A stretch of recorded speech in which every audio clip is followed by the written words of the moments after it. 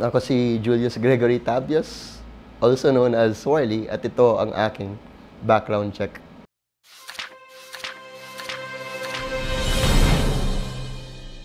Ay, nag-aaral ako sa Ateneo de Manila. Course ko nun ay Theater Arts. Tapos nagka-electives din ako in creative writing. Pinakaunang trabaho ko right out after college was I was an editorial assistant sa Speed Magazine, which is a magazine about tech, cars, and a bit of may kunting gaming. Pero hindi naman ako nagtagal sa trabaho na yun. Kasi, alam mo yun, yung parang first job mo, hindi mo talaga feel mo, you could do better. Tapos yun, nag-resign ako, nag-soul searching, come on. Parang lahat naman talaga nagso-soul search at one point in their life, diba? Tapos yun, nagbakasyon, pumunta ng ibang bansa. I went to Canada for a bit. Thought about what I really wanted to do sa buhay ko. And then, after I came back, I tried to tackle theater again. I got to write a few plays that got produced. Tapos I also got to direct a bit. Pero as a person who mostly worked as a writer and as a director, kunti lang talaga yung opportunities para sa akin. I mean, that came my way. Mostly ang mga theater openings talaga naging for acting, auditions. And for you to be an actor, usually you had to be like a quote-unquote, tawag namin triple threat, which is you had to be able to sing, you had to be able to act, you had to be able to dance. I can only do one of those things, which was act. So eventually, I saw an opening sa eSports section ng Inquirer.net. That was around 2015. And I really enjoyed myself there kasi I got to interview a lot of people in Dota. I got to write about Dota. Tapos I got to meet some of the personalities, especially nung Manila Major tsaka nung ESL 1 Manila, which I was covering. So after a while, parang naramdaman namin na Inquirer didn't really feel the need for an esports section. That was when I met si Juno ng Mineski.net. Na-meet ko siya nung Manila Major. Tapos, parang eventually, sinabi niya sa akin na may opening sa Mineski.net. And I applied. Nakapasok ang Mineski.net as an associate editor. Tatlo kami nun, na associate editor din.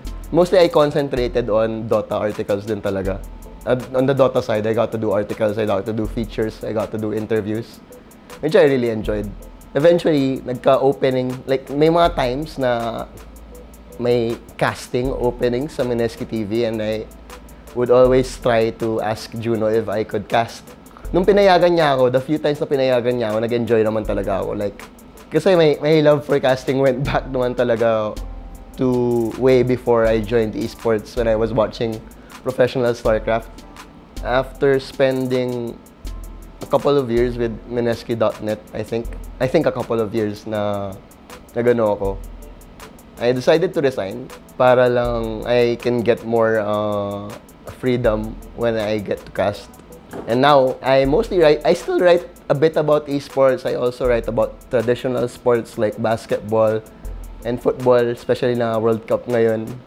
I first fell in love with the concept of esports sa professional StarCraft. This was around 2010, 2011, I think. Nagka-event din kasi yung StarCraft, yung Southeast Asian StarCraft dito. And I was there, I got to enjoy it. And then I saw these casters. And then eventually I started following more of the professional StarCraft scenes, particularly sina Husky, sina Day9, and then for the players, I really like sina Whitera, sina Idra. I don't know, pero there was just something about them that really drew me to them. For fun, I even casted the games na nilalaro namin ng mga kaibigan ko sa StarCraft dati. Which was my first real taste of actually trying to cast a game. This was a long time ago. Pero the first time I really got to cast was in 2015.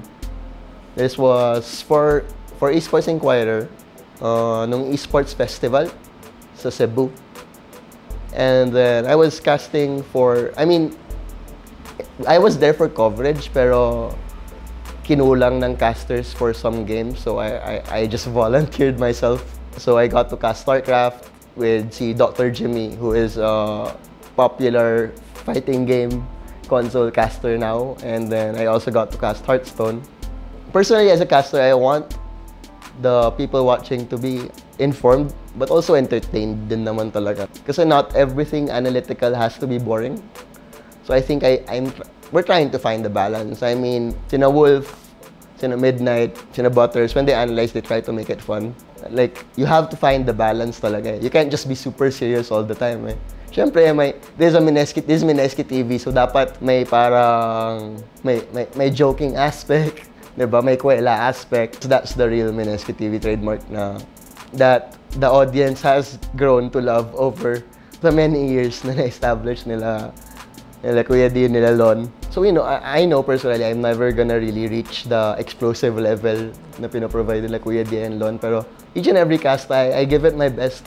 I try to analyze as much as I can, and at the end of the day, I just want to be a better caster.